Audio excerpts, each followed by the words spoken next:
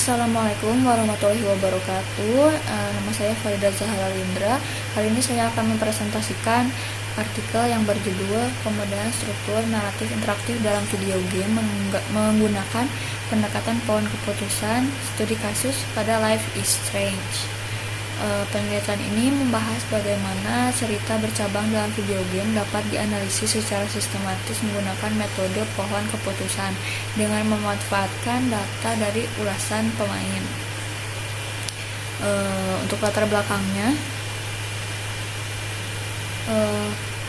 game seperti Life is Strange menawarkan banyak jalur cerita yang ditentukan oleh pilihan pemain, namun data resmi terkait pilihan pemain umumnya tidak terbuka untuk umum. Hal ini menjadi kendala bagi peneliti yang ingin menganalisis struktur naratif secara mendalam. Oleh karena itu, saya mengusulkan pendekatan alternatif menggunakan ulasan pemain di Google Play sebagai sumber data untuk merekonstruksi dan memodelkan struktur cerita bercabang. Lalu untuk tujuan penelitiannya, penelitian ini bertujuan untuk mengumpulkan dan memproses data ulasan dari Google Play, mengidentifikasi kata kunci terkait pilihan cerita, membangun model pohon keputusan yang mempresentasikan alur naratif. Yang terakhir adalah menyimpulkan preferensi pemain berdasarkan sentimen yang muncul dalam ulasan. Lalu untuk metodologinya, saya menggunakan teknik web scraping untuk mengambil 100 ulasan Life is Strange dari Google Play, lalu menyaring 68 diantaranya yang relevan. Kata kunci seperti Save Chloe, Help Kate, dan Trust David digunakan untuk mengenali titik-titik keputusan penting dalam narasi game. Dari hasil tersebut, saya membangun pohon keputusan secara manual dan menganalisis frekuensi serta sentimen pilihan pemain. Untuk hasil dan pembahasan dan visualisasinya, mayoritas pemain memilih menyelamatkan Chloe, menunjukkan keterikatan emosional dengan karakter. Banyak juga yang menyoroti pilihan untuk membantu Kate, menggambarkan empati terhadap isu yang diangkat dalam game.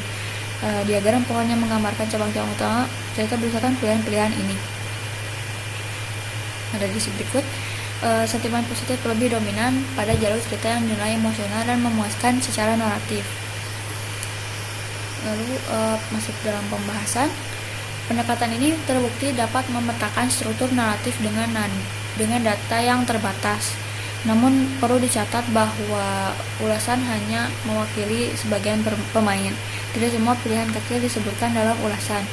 Tetap saja ini menjadi solusi alternatif yang hemat biaya dan dapat diterapkan untuk keperluan pendidikan, skripsi, atau riset eksploratif.